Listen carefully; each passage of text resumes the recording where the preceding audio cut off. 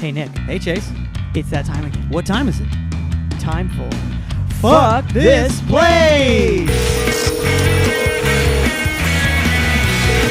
It's great. What's up, dude? Well, we'll find out. If my internet breaks up a little bit, we'll see if Chase has to do any troubleshooting. So far, better. So far, better. Okay. Yeah. Better. I than just what- switched to the 5G or whatever. I'm back on the regular one, which is isn't the 5G better? What? I don't know. I don't know. Fuck, do I know, bro? I don't know. Is the That's 5G just that to spread corona? That's it. That's what I was saying. Isn't 5G the one that's making us sick or something? Mhm. Yeah.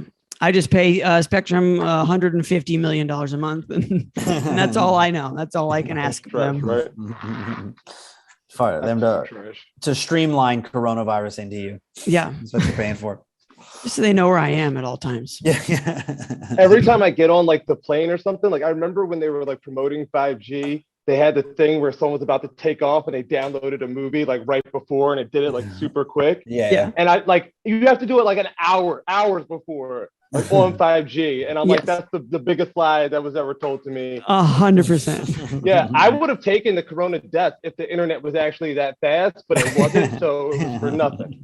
Yeah, For nothing. every technology thing's been a lie, man. Everybody says it's all gonna be better and stuff, and look at us. It's good that we're here.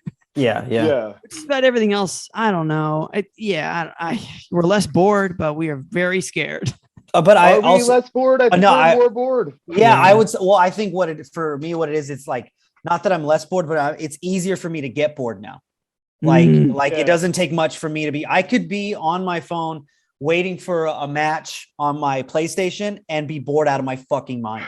And I have several things going on and I'm so bored I want to die. So I remember taking road trips with my family, 5 hours in the road, and I'm 10 years old and just being okay.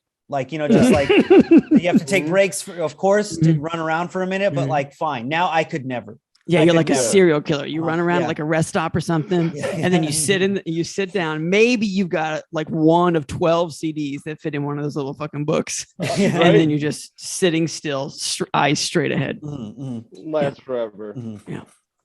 Well, we've ruined ourselves, and that's fine. Maybe we should introduce the podcast. Welcome to Fuck This Place, the podcast about jobs with Chase and Nick. My name is Chase. My name is Nick, and with us today, another fantastic guest. You have heard him on FPRK Radio Podcast, and he's a co-producer of the hottest show in downtown LA, the returning Crane's Comedy at Crane's Bar. Very excited that is back. He is everywhere, but he is with us right now, Mr. Aston Wallace. Aston, how are you, my guy?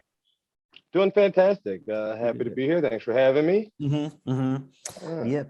How was the first Crane's back? Is the first one's now, right? Yeah, we just had the first one last week. It was great. We had the Sklar brothers, Brian Simpson, Katrina Davis. It was a good lineup. Sold out room. Nice. Crane's is back, baby. It's back. Crane's is back, baby. Nice. Good And FPRK Radio for the people. That's fuck politics, religion, and Kanye West. Is what the FPRK is. But if you hate Kanye West, maybe not the podcast, or is the podcast for you? Because basically, I just make excuses and praise Kanye for everything he does. Okay, all right. But yeah, it's a good time. That's very funny. Screamed onto it. Yeah, and as people, listeners to this podcast well know, you cannot put a naughty word in the title of a podcast on Apple Podcasts. So you got to resort to acronyms, or in our case, just leaving out vowels. But either way, you got to find a workaround. And it sounds very FPRK.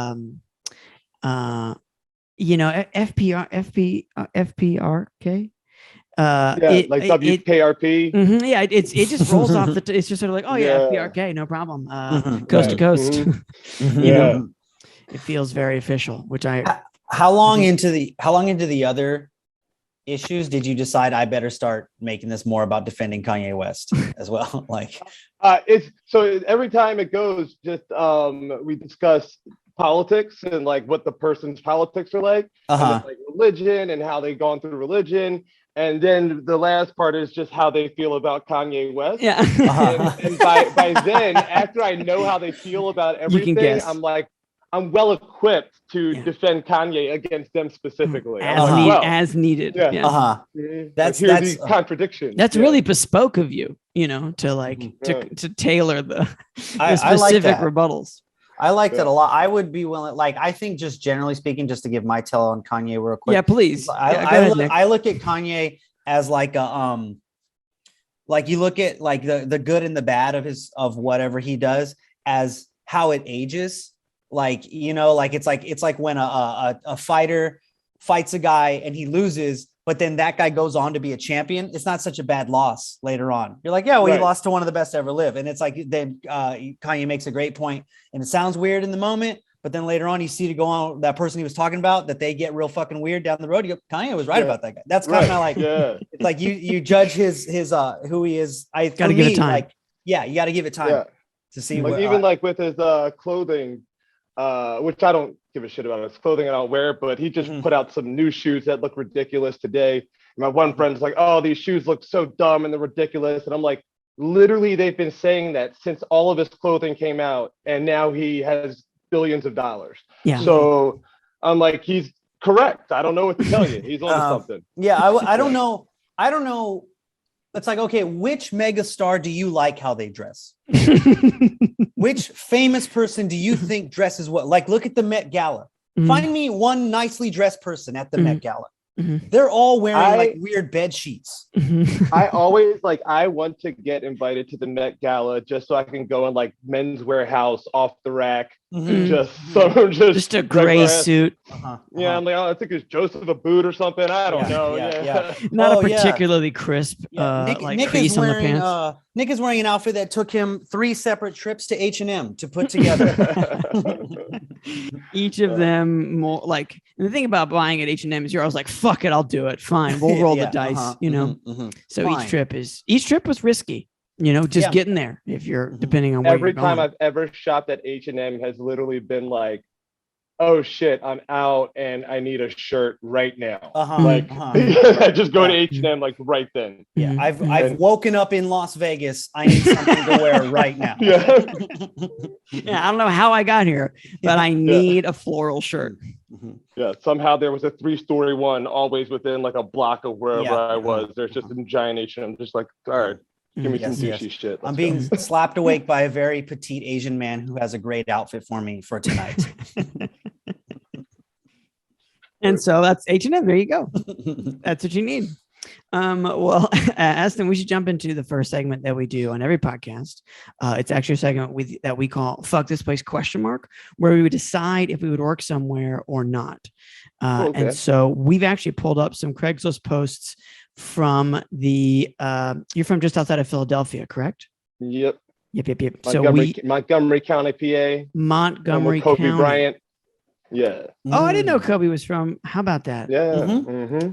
Wow. I don't know most sports. And Lil Dicky. And Lil Dicky. I didn't know that. Yeah. The county. He's our new claim from the county. Yeah. It's nice to refresh the claim. Yeah, I rep the county from time to time. So what we did, we pulled up some Philadelphia area Craigslist posts. So I've got 3, the title to 3. I'm going to read all of them. You're going to pick the one you don't want to work at, like for sure. You don't even want to click on it. I'm an automatic fuck this place. And then we'll look at the other 2 and decide if we work there or not. Make sense? It's like fuck, marry, kill for jobs. Yeah. Only maybe fuck them all. Or kill them all. Okay. So job title number 1, personal assistant / house manager. Job title number 2, urgent, 3 exclamation points, delivery driver. Title number 3 is trash butler. And then there's a little door emoji and a little trash wastebasket emoji. And it says PT doorstep trash pickup, $900 a month, 2 hours a night. That's the entirety of the post. It's all laid out. So which one is already like a no? I don't even want to know any more about it. Personal assistant / house manager, urgent delivery driver, or trash butler? Which one's like trash butler's out? Like trash butler.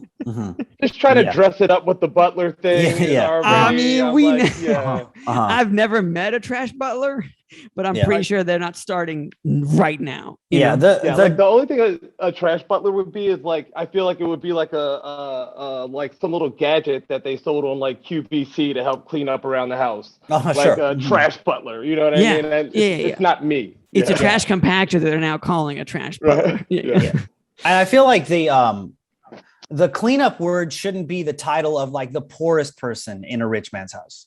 You know, like the butler is the lowest position in that house. And also clean up the word trash. Don't just sanitation butler. You know, there's something better you can do. That's just, it feels like the biggest backhanded compliment. Can't imagine what it's like working with those people. They were messing with the wrong words. They were like, we should make this classier.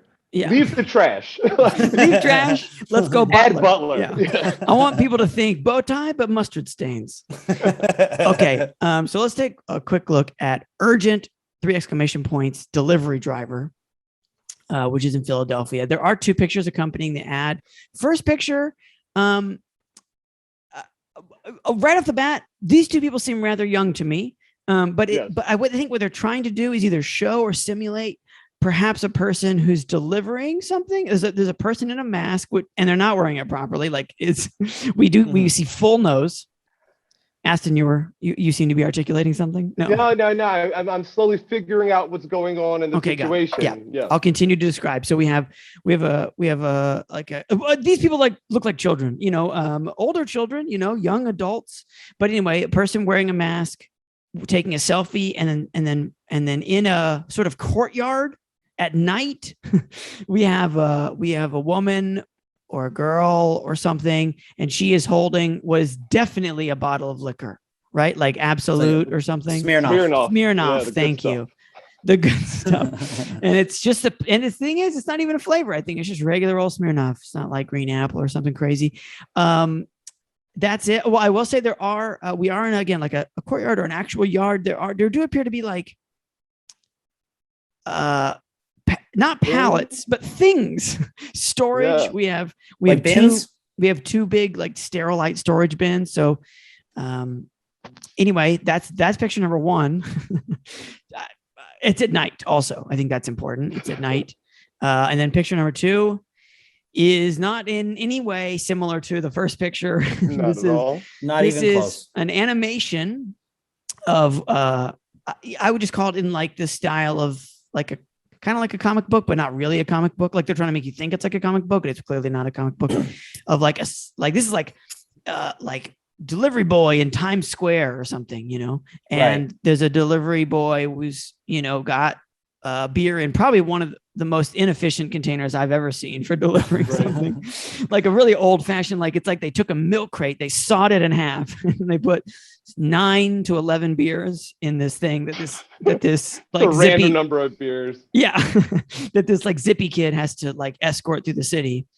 I mean, and he's clearly a superhero in disguise. And Right. The beers are just part of the disguise. I'm like, he's not delivering shit. Yeah. This is a real Peter Parker situation here. Yeah. The first picture looks like underage drinking, and the second picture is what they use to get kids into underage drinking. You will feel like a superhero if you have 9 of my beers. Which all the kids you're babysitting are in bed now. Time to get all fucked up. Time to find liquor in the house. Okay.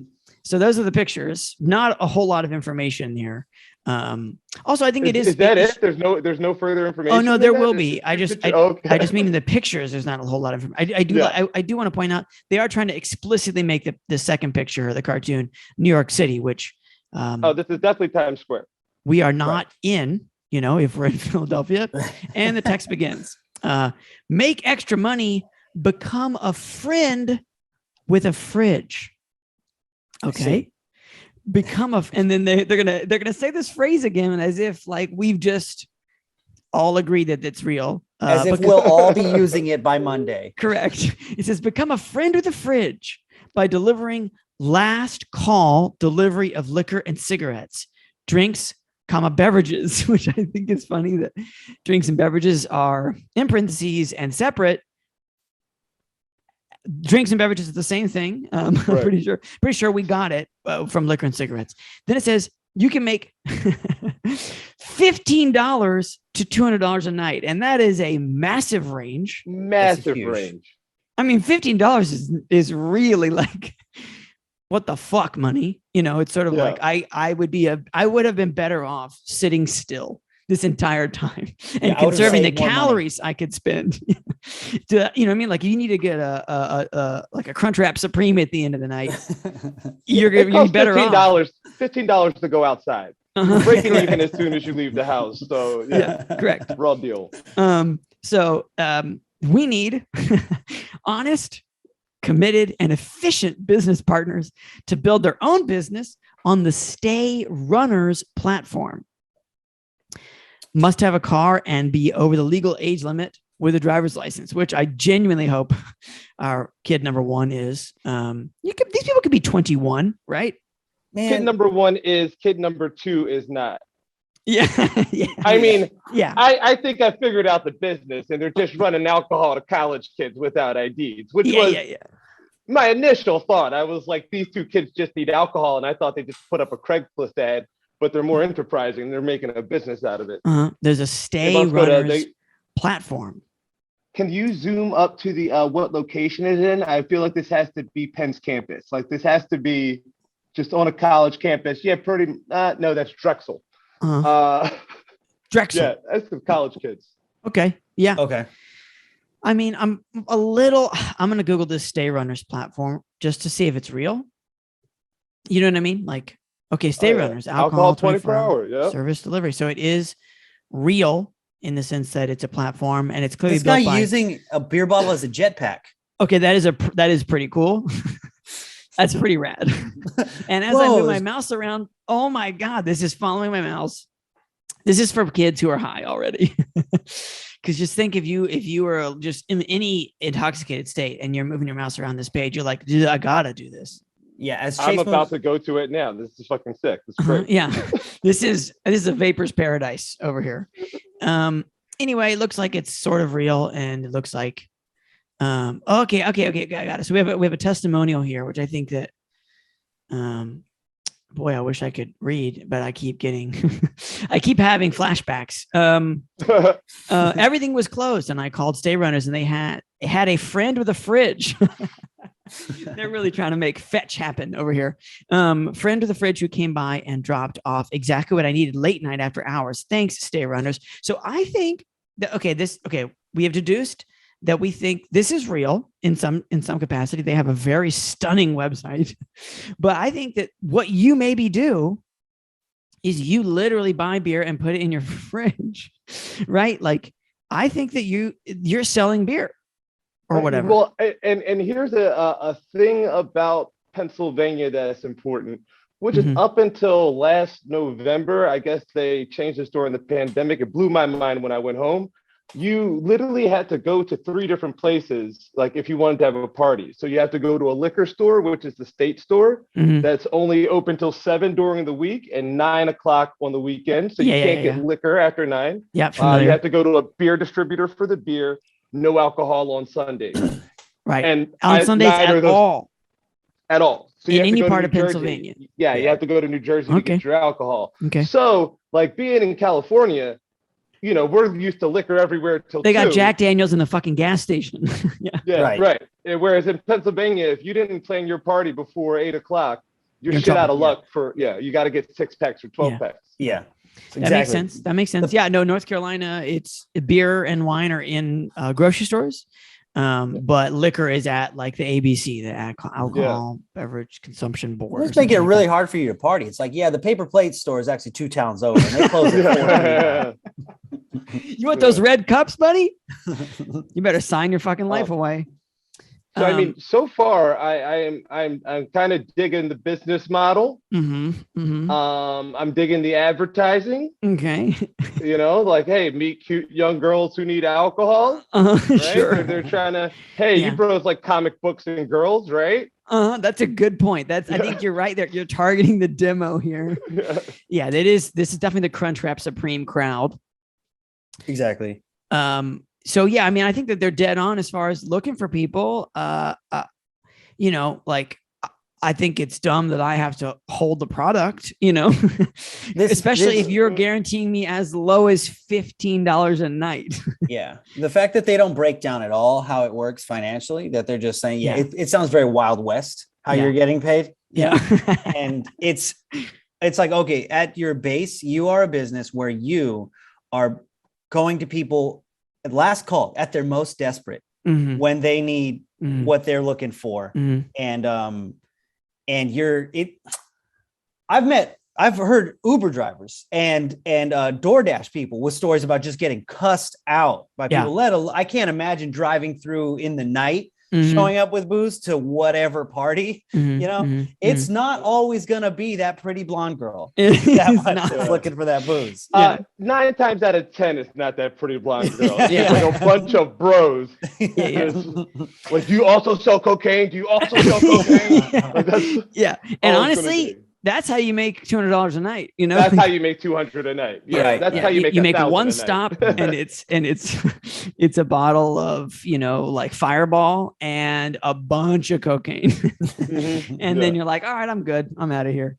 Which in that case, also very appealing job. Yeah, no, I actually think that if you were to if you were to diversify beyond, you know, just like, hey man, I got you that Jaeger. Do you happen to want anything else? You know, I just might have other stuff if you're interested. You know, theoretically, that's when you really start to bump up the real cash. So room for growth, for sure. Still a big bummer that they're starting at $15 a night. They can't even, because like at least a bigger app, like, you know, I never drove for Lyft, but like during the heyday, like the beginning days of like Lyft and Uber, especially Lyft, because Uber was already out. I knew people that drove for Lyft and like, actually the money's pretty good, right? Because they were trying to get more drivers to sign up, right? So like they worked it kind of in your favor, where like you actually could make a reasonable amount of money. In this case, they're like, well, what if you get dick? Who cares? You know, at least now you have a fridge just full of like Fleischmann's green apple vodka. Yeah, this job is like what kind of. Oh, go ahead, Aston. You have to keep such an inventory in your own refrigerator. Like you basically have to have another fridge just to have enough of a selection to appeal to anybody. Correct. So. Exactly. Yeah. And also this whole like, and it's also clearly illegal, right? Like your friend with the fridge, they're going to be using that phrase a lot because it's the only thing they have. That's the thinnest of lines right? Between like, you know, getting very quickly, I would think, shut down and perhaps just somehow skating by for a while. Yeah. This is definitely a company that's just started by a guy who just didn't have a little brother that could just do this favor for him for the parties. Yeah. I'm gonna say fuck this place. Also because, you know, look, anybody who needs alcohol at last call doesn't need alcohol at last call. Right? Like they're good. You know what I mean? Like everybody in the circle could probably coast on fumes for the next hour and they'd be all right. You know, if they're trying to go till 5 a.m., they know who they are and they should have planned ahead. Yeah. So I'm going to say, fuck you. I don't want to help you. That's the real, like, just, you know, do a little planning. And also everybody knows who's of the mind who wants to get alcohol at 1 a.m. or might need it. Like, just buy more. Just buy more. It's okay. Just buy more and hide it. It's no big deal. Right. I'm going to say fuck this place as well. Just back to the reason of that. Like I said, it's like you're saying, it's not almost never going to be that pretty blonde girl. And what I'm also worried about is that when I show up, they thought I was going to be a pretty blonde girl. And, and that is a for fair sure. Chance, yeah. You know, I'm going to get my ass kicked by whoever didn't place the orders. There's no way to trace it back or whatever. And that's how I end up with the $15 and not the $200. Yeah, because they took the 175 from you, and you still lost 10 somehow. Aston, go ahead. I mean, the main reason why I want to say fuck this place is because it's in Philadelphia, and notoriously delivery men get robbed in Philadelphia. As I guess happens in a lot of cities, I'm sure, but in Philadelphia, certainly, let alone driving around in the hours of like 2 to 5 a.m. to drunk people with probably cash and alcohol on you. Sure, Maybe even exactly. a sign that says, I'm carrying cash and alcohol. Right. Yeah. Friend of the fridge. Oh, great. We know exactly who to target. They're our party friend. just rolled by. Yeah. Yeah, absolutely. Okay. Well, let's take a look at post number 2. Personal assistant / house manager. This is in Elkins Park, which is northern Philadelphia. That's the burbs. Montgomery County there. Yes, sir. Oh, okay. We're officially in Montgomery County. So here we go. I am a female executive, which I kind of don't believe you, but I'll keep going. Like, I just don't, female is the word. Anyway, I'm a female executive looking for a personal assistant / house manager to assist with a variety of tasks in my home. This is a paid position. I would fucking hope so. Some of these include, and then we have a list. Keep the house clean at all times. All times is not a favorite phrase of that. Do laundry and grocery shopping. Prepare healthy meals following a specific recipe-based meal plan. Care for my 2 kittens, especially when I'm out of town. Kittens, not cats. Personal errands. Organizing projects around the house. So very house-oriented here. This is an estimated 20 to 30 hours a week opportunity. It seems to me like you're lowballing the numbers on that, but fine. Required skills and qualifications include: you must be absolutely reliable, honest, and able to work independently. Okay, fine. Intelligent. How do you know? Anyway, no dummies, no ding dongs. With strong communication skills, aka that strong communication skills. That means text me back immediately when I text you. Cooking skills. This is starting to get into personal chef, but I'm just blazing past this list. Organization and cleaning skills, experience doing most of the items in the above list. Yeah, no shit. You just That's the experience required. What the fuck? Yeah. Please don't be an 8-year-old. And the next bullet point, very interesting. Comfortable with kink and the lifestyle. Okay. Ooh. And then in parentheses, hard left turn. It says there is absolutely no expectation that you will be involved in anything kinky. I just seek someone who is okay with alternative lifestyles.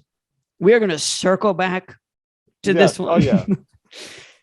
And then she clearly buried that inside the list. Like just in the middle somewhere. Because the next 2 bullet points are, again, availability 20 to 30 hours a week, which she's already said, during Monday through Friday, during the hours from 9 to 6, must have a car and clean background.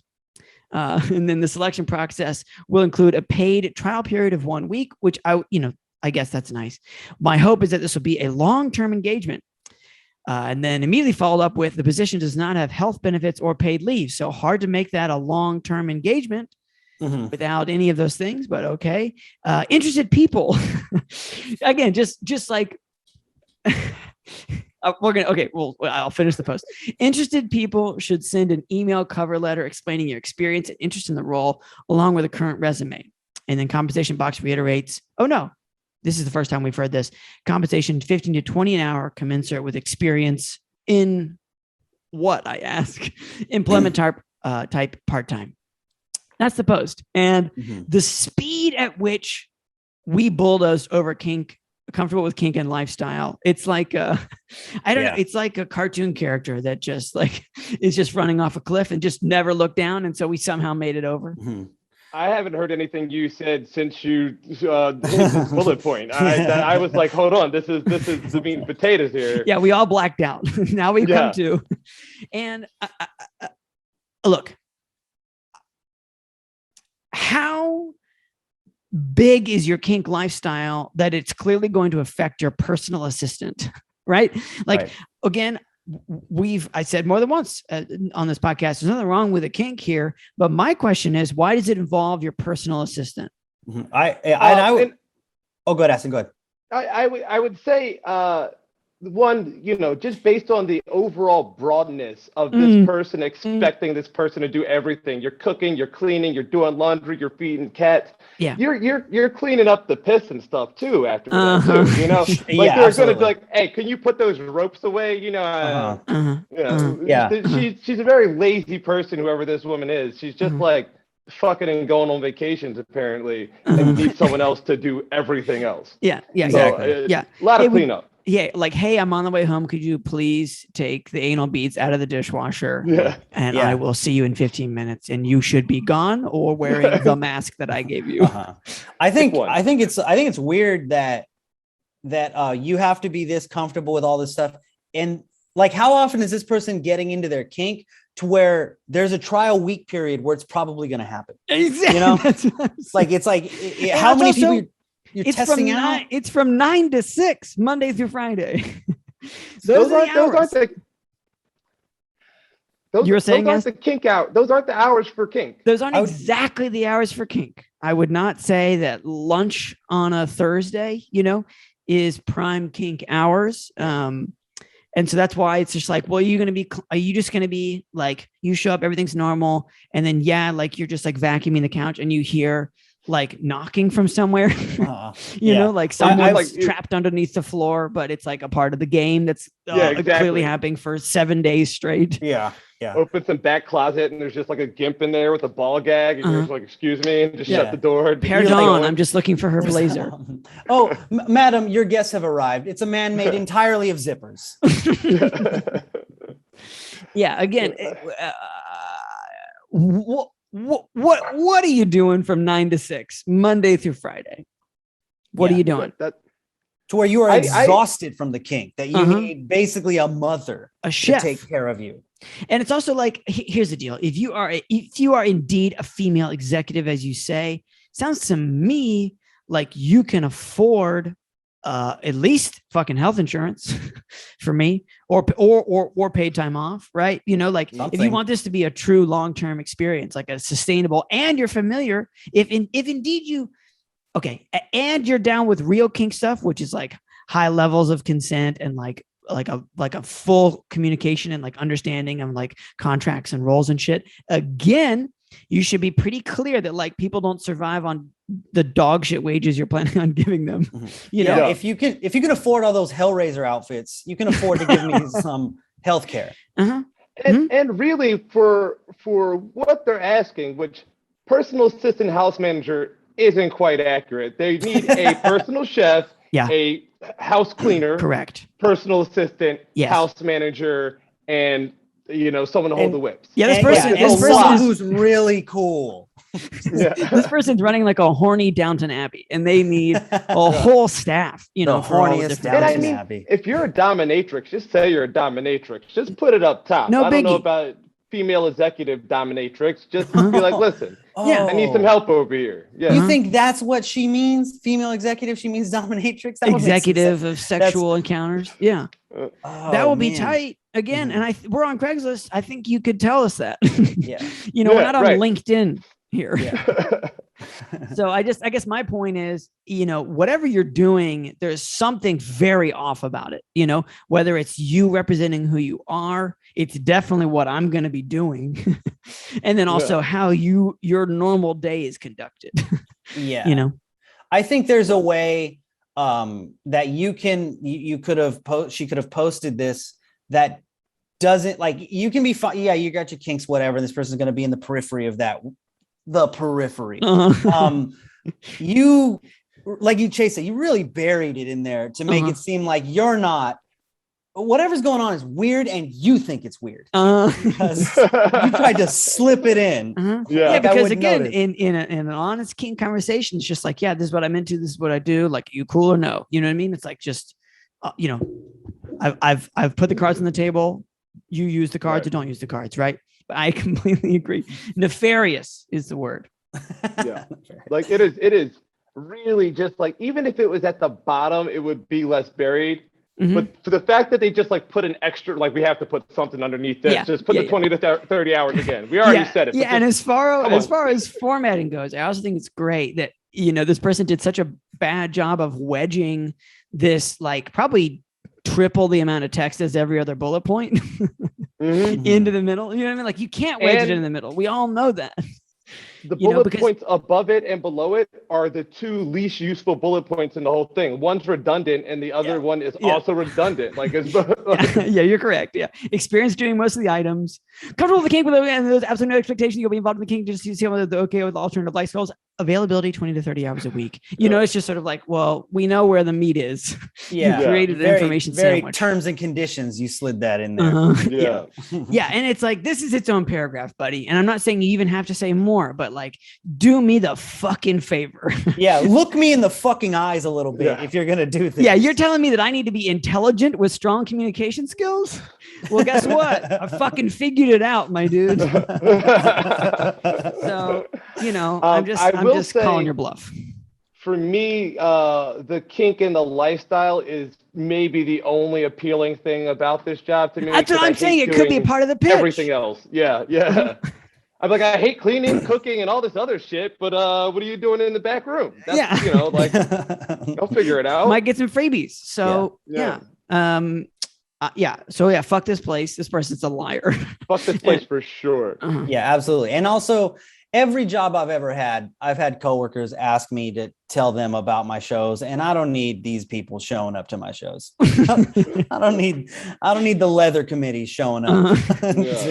For sure. Shows. Well, they're a very united community, so they could have you never know, they could have a great time. But yeah, fuck this place. What's up, everybody? What's going on, guys? Wanted to remind you that you can text the podcast anytime you want. Night or day, whenever the hell you want. It's fine. It's the number is 470-BAD-JOBS. The actual numbers are 470-223-5627. That's the number. So yeah, anytime you want. Like I said, middle of the night, whenever. We don't got jobs right now. Whatever's going on with you is going on with us. I mean, absolutely. Maybe you still have a job and it's like shitty. You can tell us about that. Maybe you don't have a job and it was shitty before. Maybe you're getting one of those weird like temperature forehead checks right now. For sure. You want to pull out your phone and just say, you know what, fuck you guys. I'm going to text 470-BAD-JOBS. 470-223-5627 is the number. That is the number. And you can also call us if you want, but I mean, whatever. It's your choice. That's the point here. Aston, what is the first job you ever had? McDonald's. Hell yes. Land of the Golden Arches. Yeah. Beautiful place to start working at 14 years old. Oh, wow. 14. Yeah, well, because McDonald's, at least in Pennsylvania, I don't know how it is everywhere else, but McDonald's was the only place that would hire 14-year-olds back then. What a wonder. Yeah. You could maybe get a job at like the swim club or some shit during the summer, but McDonald's was like, no, come on, kids, let's go after school. Yeah. And you just had to get a little work permit, like that your parents just had to sign something, and then you could go to work. And I wanted to get my own phone line because I have a brother a year older, and we needed to talk to girls.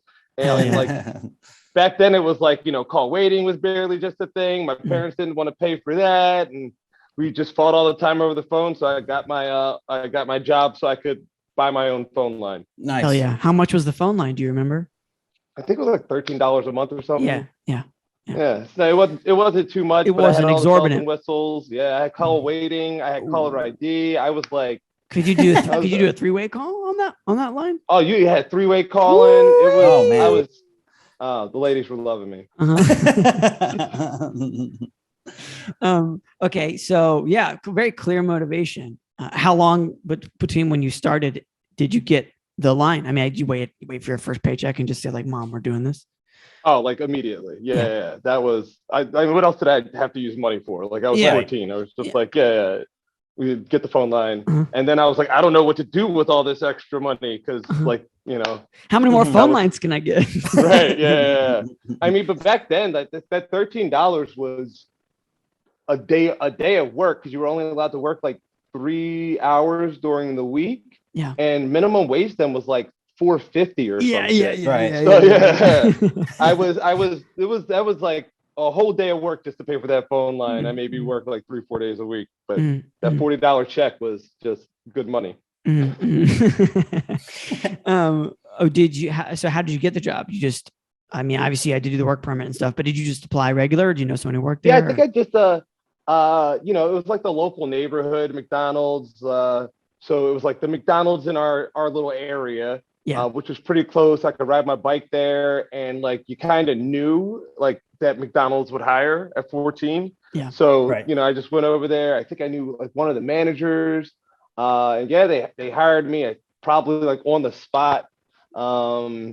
And then I started, and I remember they started me on French fries my first day, which is like a typical starting place, I guess, for McDonald's. And I got sick and threw up right up there by the French fries, and never had to work fries again. So that was like a. So wait. So why did you throw? Because you saw the truth, or why did you? I guess like I was you know, under the heat. Under the heat lamps and stuff, and I probably was eating a bunch of fries, and it's pretty gross back there. It is gross. Like there's a lot of just grease traps and shit that you have to do, and I got like sick as shit. But like the kids with the fries, the kids who work the fries always had like the worst skin because they're like just working in the grease all day. So I was like, get me out of here. It really was the best thing I've ever done in my working career. Just barf right away. I'm not a grease kid. I will not be a grease kid. I just love the idea of you like looking down into the grease and it like turns into like this Milky Way like black hole. You know, you're like you just like see everything. You see your whole future. You see like acne coming on your face. You see where the cows are coming from. Like the whole truth makes itself apparent. Like I'm gonna fucking hurl. You can't be sure, but you think it said your name. You know, like you're like looking around. There's no one else around. That place was so wait, where did they move you to? They I think they moved me to the front counter after that, which is also, it was like where I belong. I'm like a face, you know what I mean? You're a personable guy.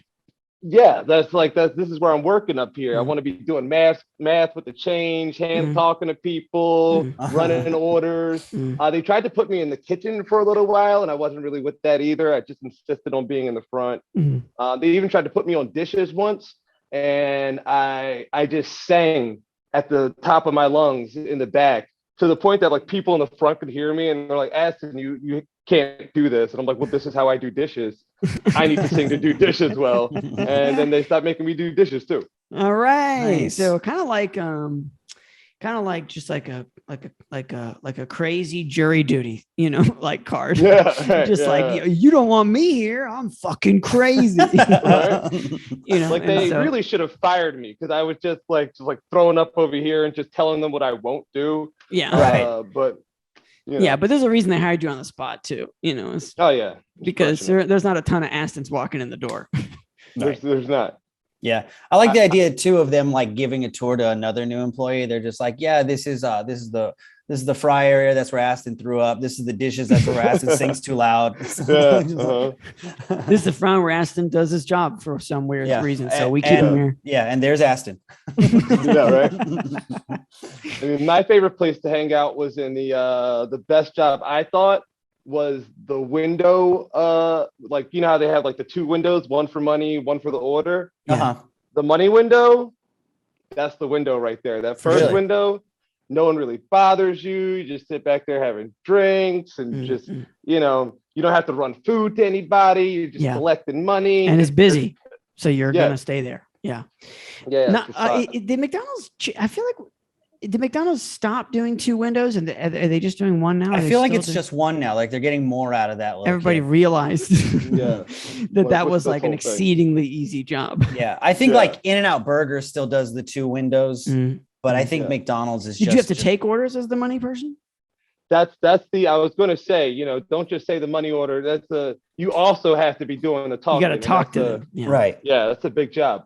I mean, that's not a great time. But for you, that's where you shine. Order right. Yeah. Just talking to people. In there. I love that job. Sit back there, make some friends. How long were you doing it for? How long were you working at McDonald's?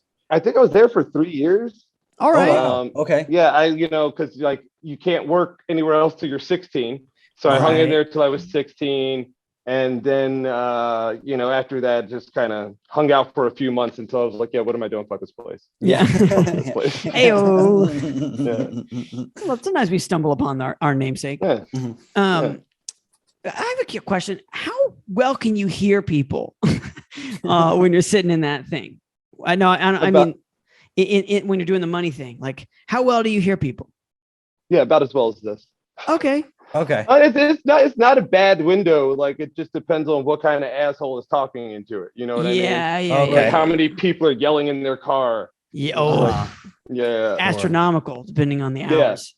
And outside the of communication, same hours depends as on the person. Same hours as kink hours. I imagine there's people yelling in the car. What after the 9 to 6? What's the stress level of that job like for you as a 14-year-old at the window? You know, for me, and just kind of work generally, and this isn't a positive attribute I'm saying, I've never taken work that seriously, or you know, like I'm like, I can't be stressed about this. I'm sorry, like I don't care enough. Yeah, this is just McNuggets, dude. Yeah. Like you've seen the videos where they're like shooting it out of like a cannon, right? It's like pink. Yeah. It's no big deal. Just order McNuggets. It's like no one gives a shit. Foam. It's like it looks like what maybe an old couch is made of or something. Yeah, like that ground up couches. Yeah, just packing peanuts. Right. Yeah. They had I remember there was definitely a point. I think this is like I quit a little bit after this, where we got like a new corporate manager. Like they just did like kind of the dude who owned the franchise brought someone else in to kind of like oversee how to make more profits or some shit, whatever. So we got like a new like regional manager who came in, and that's when they got really serious about like the sauces and how many sauces you could give out for each thing of nuggets. Yeah. And I was like vocally just like, fuck you, fuck this place. I'll give out as many sauces as I want to. Right. And like this is like this manager, and I'm like probably like 16 at the time, and this guy's he's a fucking adult. Like, you know, he's like probably like 30 something years old. Yeah. And he's managing the McDonald's. Yeah. And I'm just like, hey, fucking Phil, still remember his name. Fucking like, Phil, dude, of I was course. like, Phil, are they giving you more or less money, like based on how many sauces you give back? Like it has nothing to do with you. This isn't going to come back on you in any fucking way. Like fuck them, give out the sauces. Yeah. Like, what are you talking about? And this is like me as a 16-year-old, just like understanding the corporation trying to take advantage to like shore up their profits. And I'm like, no, Phil, like we're the people.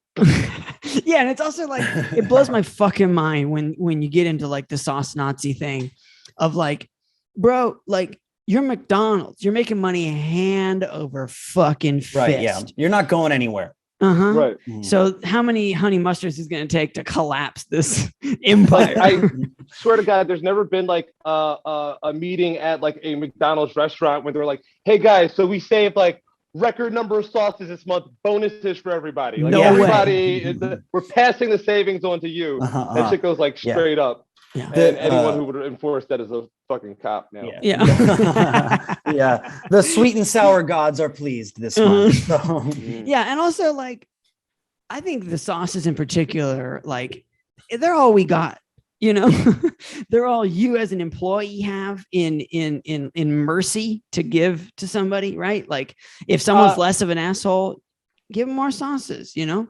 I gave out so much free food at McDonald's. I was and like I said, it was like the local McDonald's, so you knew a whole lot of people coming by. There's always people coming in, and you know it was near the ice cream place and the pizza parlor where people hung out, so it was like a hot spot. And I hooked everybody up. Yeah, everybody with like so much food because I was also like, we throw food out all the time. Like like there's no tracking of it. You know what I mean? Yes, like, correct. Just toss that shit. Yeah. So I would just give out everything. I was just like, anytime someone came, I was like, yeah, there's 3 extra burgers in there for you. Yeah, threw a fucking Happy Meal toy in there for you. You give a shit. And it was like when it was the Monopoly. Remember like the Monopoly game? Yeah, if you want fucking crazy. We were just like, I was giving out like a whole sleeve of like French fry boxes, and I would just give people a whole sleeve. Like, here you go, win some shit. Who goes to fuck? Fuck McDonald's. Absolutely. And meanwhile, there was an actual scheme going on. Like, if you've seen that HBO documentary where that motherfucker, like everybody he knew won all the good prizes, right? So like, who gives a shit? Have a fucking free soda the next time you come in. Exactly. Right. Yeah, you get a free 6-piece McNugget. Like, good job. Yeah.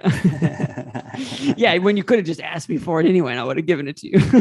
Yeah, there was no reason for me to keep that job. The more I reflect on it, like I thought I was great to the people. I was well respected by my peers, but it's like if a camera saw how I was actually doing that job, like might have been prosecuted. Well, look, you could have probably run for mayor after.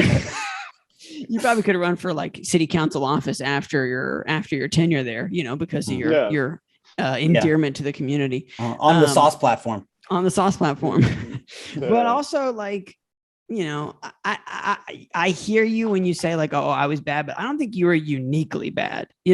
Like maybe you were the most egregious offender at that location, but I've heard plenty of tale of. I mean, the thing is, the whole point of the McDonald's like business model is that you can afford to just not watch stuff, right? Right. Yeah. And so it's just like, well, I'm still going to make money. Like I'm still going to make so much money as a franchisee owner, as a corporation in and of itself, I also think too, like that, if we're looking for a bad guy, let's start with the company hiring 14-year-olds. Like that's at a base. We're starting with something kind of gray, bit of a gray area.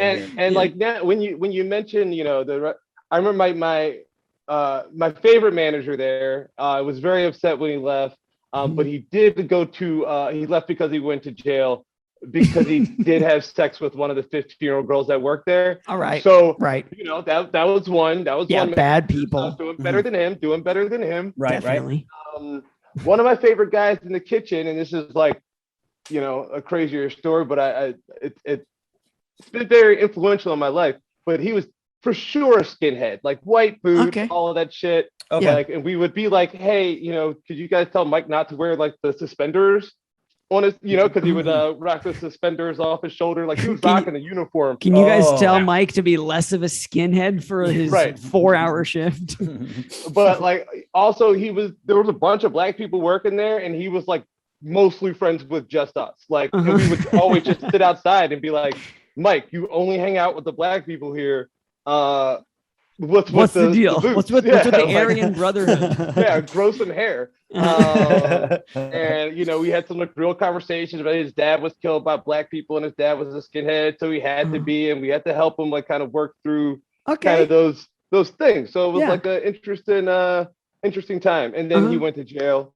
But when he called collect, because he had no one else to call, so he would call the McDonald's payphone outside where we had our smoke breaks, and we would pick it up, and only the black people picked up this call, and we're like, Mike, come on. Holy fuck. Okay, Mike, which gang did you join? This is wild. Okay, so this is pretty wild. Mike is the supervisor, right? Is that like that? No, he's just some guy. Mike was just worked in the kitchen. Okay. The supervisor is the guy who went to jail for the pedophilia. Yeah. Okay. Yeah. And then we can leave him. We don't fuck that guy. Mike went to jail as well. Yeah. Mike went to jail, I think, on assault or something like that. Okay. Just a simple aggravated assault. Yeah. See, I've seen American History X. Like, in the friendship somehow prevails. Okay. So then he would just call because because at the end of all of that, you're the only people he had. You're the only friends he had. It was the place for a time was really good like that. I remember there was one time I ran away from home. Like I got in a fight with my dad or some shit, and I just ran out of the house. And it was like 10 o'clock at night. And so I ran to McDonald's, and I ran there, and I knew people there, and like, oh yeah, come in, use your phone, whatever. It was like for a time. I mean, even Brian, who had sex with young Sarah there, we were up pretty close. Like we were all real tight. Like Brian was 22 and Sarah was 15, but it gets wild in the kitchen. It gets real wild. It sounds like. It's also it is really weird that then by comparison, your thing is giving out too many sauces. So I don't know that right. I think you're doing just fine. A lot more going on there. Yeah. Also, where I started smoking cigarettes was there. Because as a 14-year-old, I would ask to take 10-minute breaks. Like I was like, hey, can I just go take a break? These guys are standing outside. Yeah. And they go, no, you can't. And I go, well, can I have a cigarette then? They're like, oh yeah, you can take a cigarette break. Absolutely. So at 14, I started smoking cigarettes so I could just take a break sometimes. Correct. Wow. So McDonald's is great for that too. This McDonald's is located in jail, right? Yeah, right. It's actually in a lovely suburb. Oh yeah. Crazy enough, not far from Elkins Park, where the dominatrix is. Oh, good. So Oh. she's popping in from time to time. Mhm. Yeah. Getting a teeny beanie baby and just screaming about it. And putting in someone's butt later on. Let me tell you, the Beanie Baby times, don't even joke about it. You don't know what it was like. You don't know what it was like in the trenches for the Beanie Baby times. People lost their fucking minds. Dude, Lost their fucking hard minds. to underestimate, really. Like, you know, like when people talk about it, it was, I remember long lines, you know, for Long lines, McDonald's. people coming in being like, come on, just go to the box in the back. Open the boxes in the back to see if you have this one. I need to collect this one. It's sir, you're 42. Sir, this is literally a McDonald's. Yeah. Like, no. No. I'm 15 years old, and Yeah. I don't I don't respect you. Yeah. You know, and these are for Right. me. Yeah. Right. And I got Mike back here, and he's a fucking killer. So Yeah. I just want to circle one more time back to Mike because you said it was very like Wait, influential. Mike's in the your life. Nazi, right? I'm sorry, Yeah, I'm getting yeah, Mike- yeah. Okay. The white supremacist. Okay. All right. You said it was very influential, or it impacted you, you know, beyond just that like right. encounter. In what way? I mean, aside from just being like, wow, you know, not every white supremacist in the world is fucking psycho. Like, in what other way? It said a lot to me about like how deeply entrenched people will be into the ideology that they're raised in, Yeah, and like systems. how difficult it is to break that. Yeah. Like even sometimes if they're like literally facing the contradictions of the beliefs that they hold. Right. But it being that hard, like, and him literally be like, this is just how I was raised. Right. You know, and also how strongly he held to like his dad being killed by black people and really using that as a vehicle for his own personal hate, which wasn't even hate. Like it was just a weird thing to watch somebody hold in their head, but taught me a lot about how people are able to operate.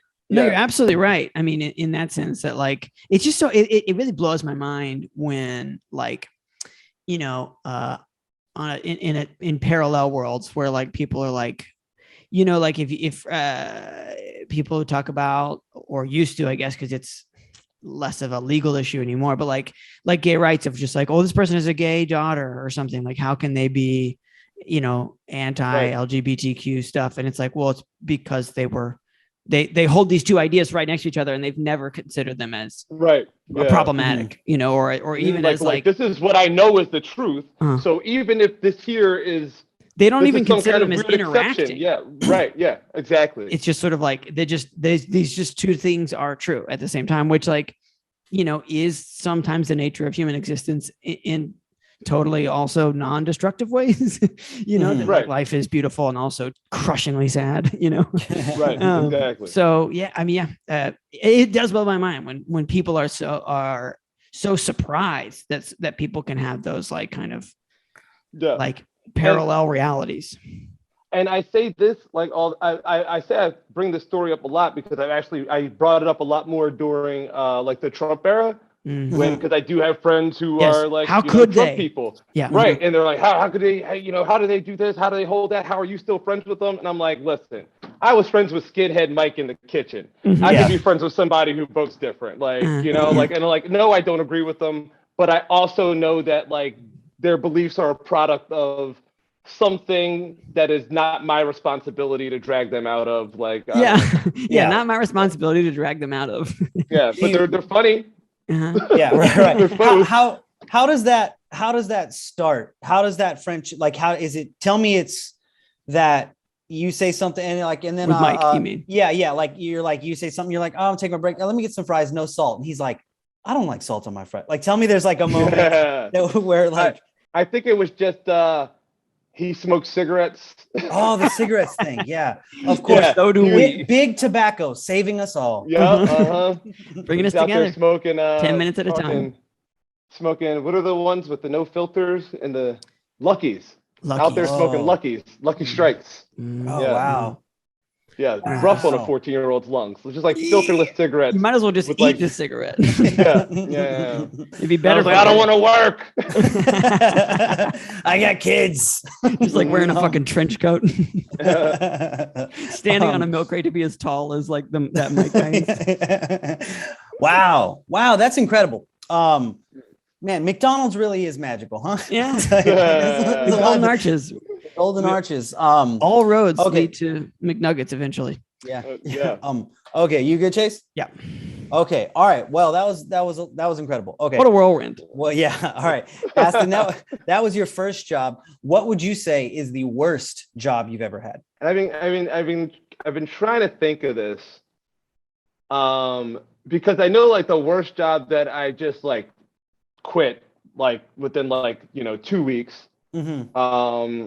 And that was working, and I just thought about this too because I was thinking of another job. But when you mentioned the woman being able to afford a personal assistant and all this and not giving health care, I worked for a law firm in 2008 or 2009, and outside of Philadelphia, about an hour and a half away, and it was the worst place I've ever worked for the two worst people I've ever worked for. Really?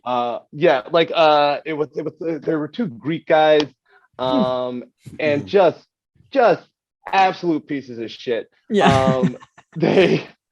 They drove matching S600 Mercedes. Not matching. That. One had a white one had a black one. Okay, the coordinating. Basically, yeah. Right? Yeah. And their office was out like in the middle of fucking nowhere, and it was like this old house, this 3-story house that they remodeled, and the top floor were their two offices, and they just had this like gaudy art and fucking gaudy statues and just paid everyone shit and treated everyone like shit and didn't give anyone benefits. And I remember like right before I quit, somebody just questioned something they asked them to do because it was illegal, which and they're lawyers. Right. Yeah. So they were doing like all these guys were fucking slumlords and shit. Like all day, like people from the neighborhood would just come to be paying their cash and rent and like complaining about how bad it was.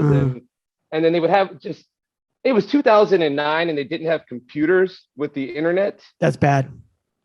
And I remember like one of the other guys that was working there, he like questioned them what they were doing, and he had the guy, he's like, go stand outside. And he made the kid go stand outside, just go stand outside in front of the building.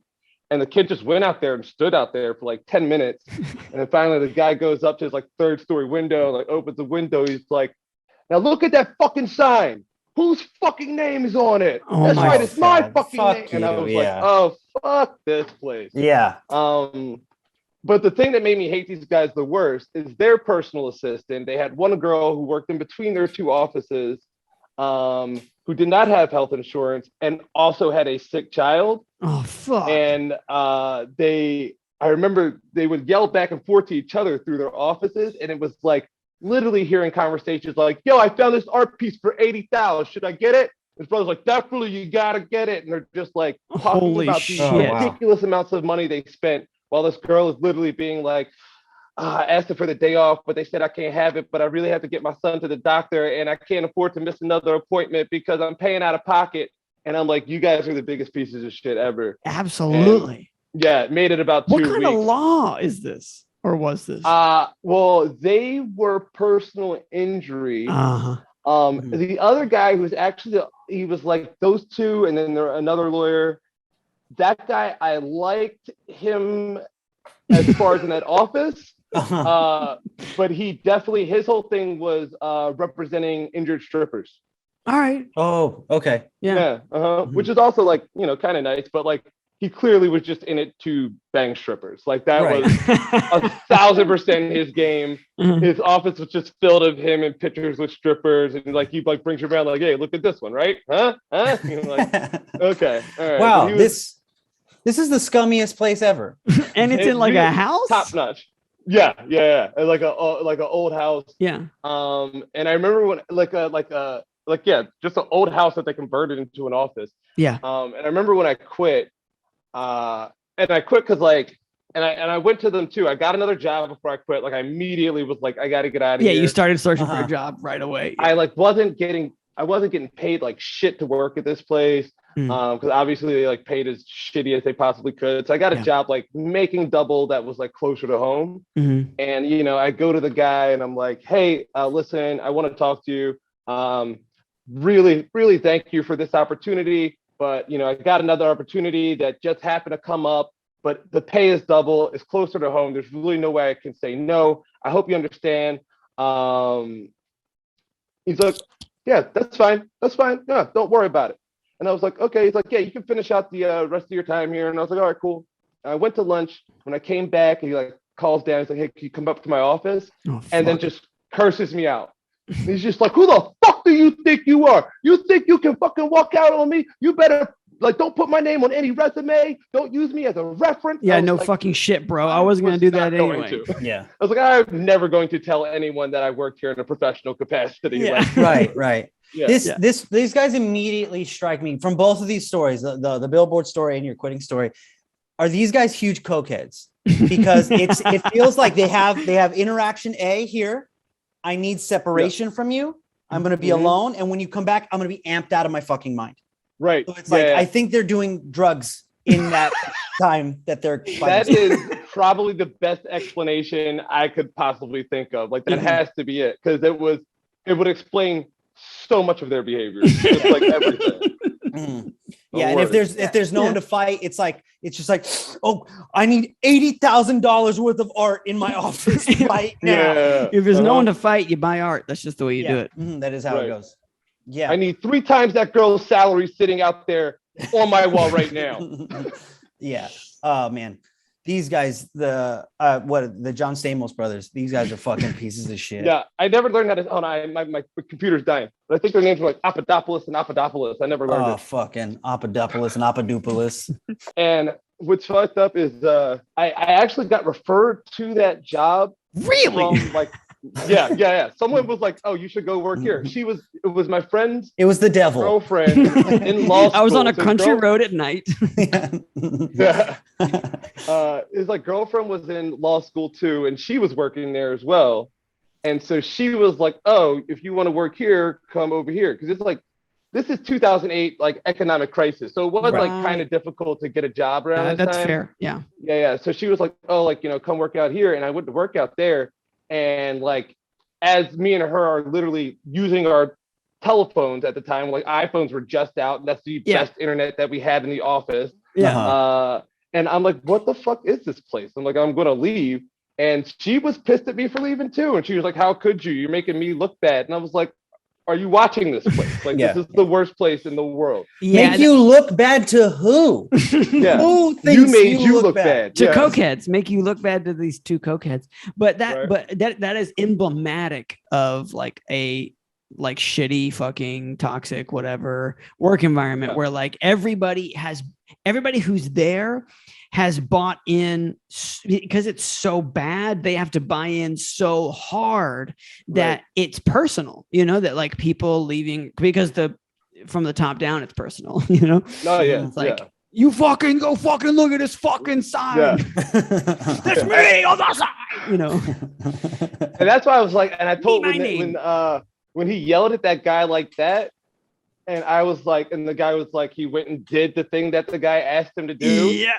And I was like, first of all, I'm like, that dude's never going to talk to me like that and have me still be here. So like, first of all, I'm like, I need to figure out a way out of this anyway, because we could fight. Like, I'm not, like that. Yeah. This might be like, oh, we got to square up now. We're not going to do this. Right. And so when he finally like did scream at me when I was leaving, it felt really good to just like, okay, I'm going to go now. And I was like, because I was like, I'll stay for however much you're time you're trying to do a nice enough thing to be like, I'll stick around for a little bit, but like, fuck you, man. Yeah. I didn't stay past lunch. Like after we had that conversation, I was like, all right, well, this was fun. Yeah. I hope to never see you again in my life. And I actually hope you die in the next hour, but either way, would not be mad. Be mad. And I did have one other job. Sure. Hit me. Very bad. Very bad. Is it a longer term or shorter term? This was long term. All right. And more costly. I was a whole adult at this time. And I I went and worked at a auction for memorabilia. Okay. Like, signed guitars, signed basketballs, signed this. So it's a and that. company that runs auctions for that kind of stuff? Right, runs auctions for that kind of stuff. Okay. And it ended up being like this big scam that they kind of made me the point person on because I was like the one dealing with all the customers. Whoa. So that was like super, like at the end I was like, wait, like they were either just like not sending people stuff or just sending them stuff that was like, had shit that was signed by people who were dead by the time that thing came out. Like they could not have possibly signed it. All this other stuff. This is a Hank Aaron baseball. Yeah. Yeah. Oh, we had 3 Babe Ruth baseballs in that place. 3. Yeah. You're like, we had three Babe Ruth baseballs and 1 Babe Ruth MacBook Pro. Yeah. One Babe Ruth Tamagotchi. Man, so that was a real bad job too, because I was like, I'm going to get sued. So okay, so you became the point. All right, how did you get into this one? Like, I mean, you said you were a whole ass adult. So like, how did you get into this job? Did you hear about it? This is another friend referral. Okay. Yeah. Okay. So I guess it was, and this is probably still active. I'm sure there's still lawsuits going on right now. Positive that pending. there are. I think, sure. Yeah. I think the 2 owners just got sued again and fired from a place. But it was 2 owners. I have a friend who has like a very successful uncle. He had just retired and he was looking for a new business to get into. And these people sold him on their business. Okay. Yeah. They're and scammers. So he bought in. Yeah. So he bought them in. He bought in. Yeah. And he wanted to, like, they were like, we want to start this new department. Do you know anyone like really, smart and personable do this thing? And the guy hit me up. You. Yeah. Yeah. And he like called me up and was like, these guys are saying you're going to make, $250,000 this year. And I was like, oh, yeah, let's go. I trust you. And he was like, all right, great. And they defrauded them all. That guy lost millions. I watched this guy defraud his brother out of about probably $1.5 million. It was the co-owners? The co-owners defrauding each other? Yeah, it's like a husband and wife. Yeah. And it was like crazy. So bad. Like this is so. And we started with racist Mike. Yeah, I long for the days of the skinhead at McDonald's. Yeah. Listen, I haven't even told you about my double homicide murder boss. Like I've had them all. I've had them all. Yeah. I've had several former bosses be indicted, which is pretty wild. Yeah, we got grand juries. Yeah. Okay, so husband and wife, they're clearly in on it together, right? Is that what we can deduce? I think it's mostly the husband. Yeah, okay. That makes more sense. For sure. Mostly the husband. The wife had a very legitimate business that she had been doing before, and I think the husband kind of came in, which I figured out when they were like losing just tons of money, and I'm like, I think this is a scam. And then the guy brought his brother in to infuse some money because they like didn't have enough money, and the brother like pulls me aside, who I met once, and the brother is like, "You seem like a smart guy. Talk to me. Like, and I've worked at this place for like 4 months, right? Okay, yeah. Just met the brother. I'm probably the newest employee there, and the brother's like, "You come here, talk to me. What's going on?" I was like, "I don't know, but he needs a lot more money." He's like, "All right, no one's going to tell you this. Me and my brother actually haven't talked in 10 years because we ran a business together, and he defrauded me out of a bunch of money, but he says everything is different now. So, I'm going to go back in," and his brother put more money back in and defrauded his brother again. Oh, like, my fucking God. Yeah. Wow. You have worked for all, like, just these Batman villains. Yeah. Just different types of the worst person. Yeah. Oh man. Yeah. It's been a fun ride. I love the sentiment of a brother that's like, okay, I don't trust my brother. I haven't talked to him in 10 years because we lost like a fucking, let's just call it $1 million together. Yeah. Even if it was $10,000, $1,000 for every year, respectable. His first move coming into the new company when he's like considering going through it is like, okay, I don't really trust my brother that much. Let me talk to this guy who's been here for 4 fucking months. Yeah. And his answer is, I'm not really sure.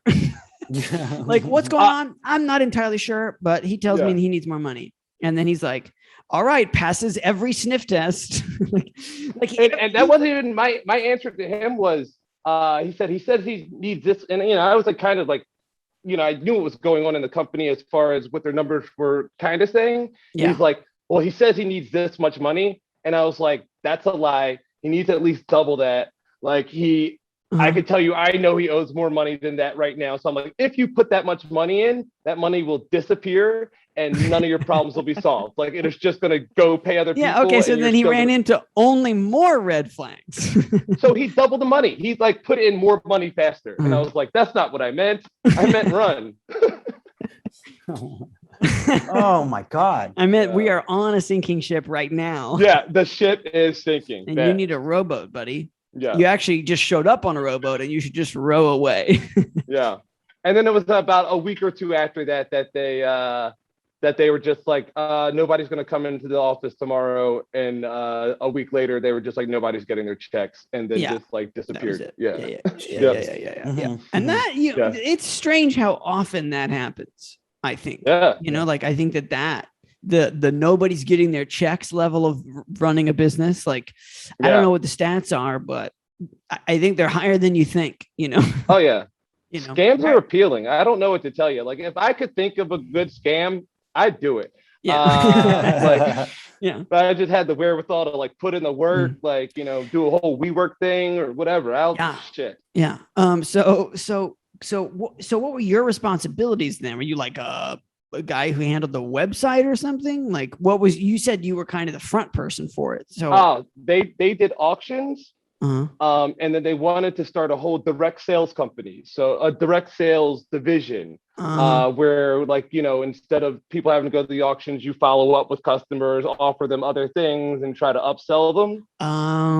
Yeah, got it. So it was a lot of establishing relationships with people who were usually just ordering on an auction, receiving their goods. Now they have like someone calling. I like new shit about people.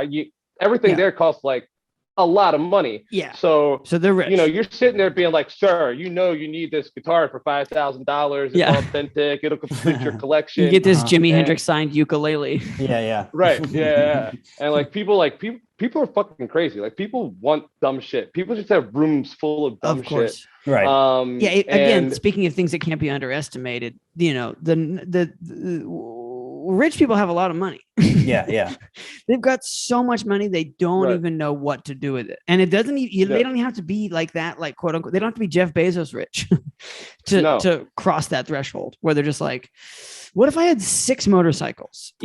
Right. Yeah. Right. Like, or what if I just bought a fucking Disney room and just like anything Disney I find? Like people would be like, you could call them up and be like, hey, I just got this new Disney thing that's never been seen before. All of a sudden, it's $5,000. And they'd be like, yeah, hold it for me. And they would just like come pick it up. Like people are out of their minds. Yeah. Got it. So you were kind of like a sales, like relationship builder kind of with these people. Yeah, exactly. So it was like a lot of like, they knew my name. And when you looked into the company and my address and they followed me home. Right. Because none of the other company information was like that legit. So like if they look up the name of the company, that's not the actual name of the company. And then if they look up the LLC, it routes you to another LLC. So they're like, whose name do we know? Aston? Yeah.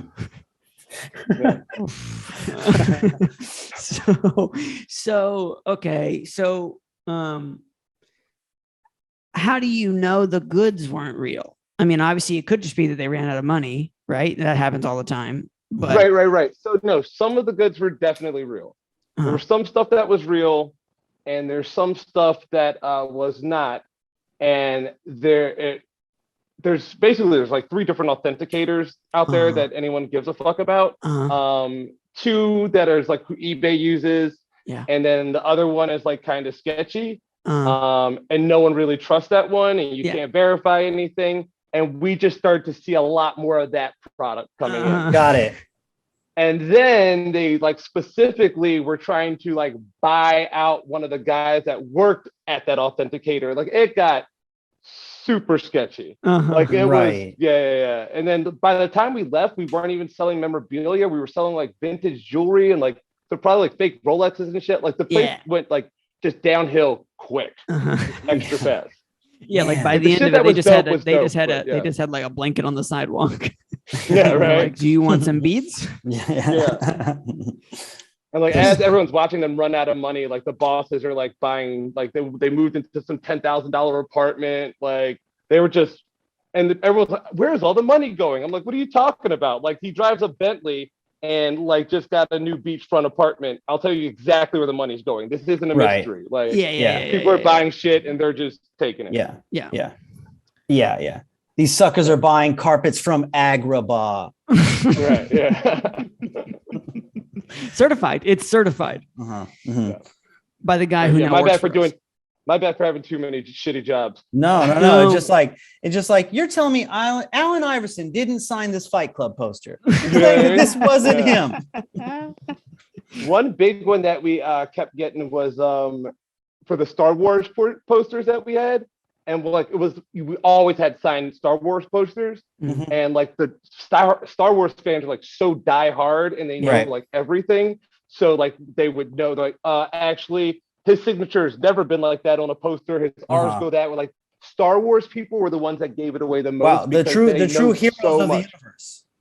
Yeah, really. The true heroes of the universe. Wow. They were like, oh, this actually was signed in 1964, and like they just knew fucking everything. Like your boss is like, oh shit, the nerds. And he starts like closing the blinds. Oh shit, the nerds are here. The nerds. I need more golf stuff. It's deep. Yeah. Did anyone ever call you out? Why? Like, never got called out. I really was worried because when they shut down the company, I did have like several I just started to kind of get good at what I was doing actually, and really had built the relationships that I just sold a shit ton of stuff, which like I'm still owed commissions on technically and shit, but I'm positive none of those people got it. And I felt a little bad about them, and I thought maybe at some point something would arise out of it, but never did. I never got paid. I figured like we broke even. Yeah. Yeah, like, all right, no one's going to jail. Yeah. I mean, not the people who should aren't, so nobody else should either. Right. Just like, all right, we're just gonna call it. Wow. What a trip. Yeah, what a ride. Yeah. Like all these places. Well, Aston, we always close the podcast with 3 questions. Just to kind of make sure we cover the bases. It's becoming apparent that we will not do that. Cover the bases. But question number 1 is, when were you done and how did you quit? I'm pretty sure we know the answer to both of those worst jobs. One is a guy did cocaine after you told him that you were leaving, and the other was they just told you and everyone how many people were at that place, the memorabilia thing? There's a good amount of people. There's probably, I'd say 30 to 40 of us. Yeah, they had like a whole warehouse of people manufacturing and doing stuff, and then like a whole operationals department. Yeah. A faking signatures department. Yeah, right. Yeah, we got 30 people on that one. That's a lot of people, and that is sad for all of them. So yeah, we know how you quit there. So the question number 2 is, and you can pick either job. What would you say is one good thing you took from one of those bad jobs? I'll say the scamsters over here made a lot of good friends that actually really liked the people, because it was like trying to figure out a mystery for like 2 months of like really like having like little secret meetings and be like, yo, what's going on? What can we do? Have you looked at this? Look at those numbers. You're in that department. Figure this out. A lot of good bonding there. Those people I'm still friends with to this day that worked at that office. Yeah. So I want to say that. And also learning how to recognize a scam is a good skill to have. So I completely agree. Yeah. There's like a thread of friendship with throughout these jobs, you know, you friend to all. Yeah. You find the good. Except for Papadopoulos and Papadopoulos. No friends. Oh yeah, dude, those guys are fucking pieces of shit. Yeah, fuck them. Yeah. Okay. Well, question number 3, not related to those bad jobs. We've had a pandemic. We're having a pandemic. Like how you been? Any new like direction? You know, for some people, pandemic was kind of a shakeup. For other people, it was kind of like a shakedown. Like just how you doing, I guess, is the general. I mean, check in. I'm doing pretty great because I'm the type of person that doesn't really love working and going into offices. So, you know, this was like, I was like, at this point, I don't know if I had to go back into an office again, how I'd handle that. Like, it seems,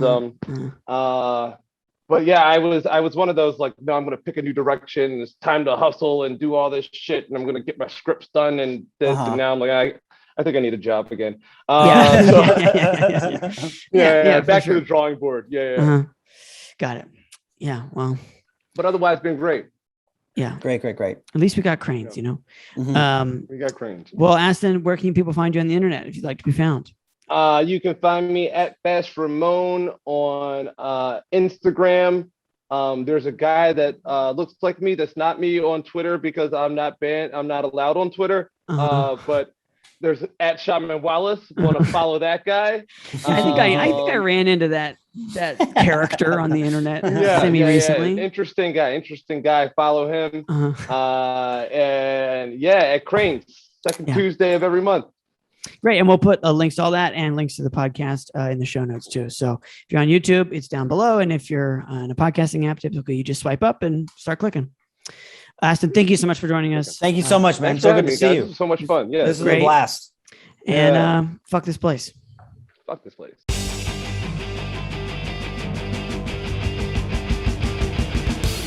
Thanks for listening, everybody.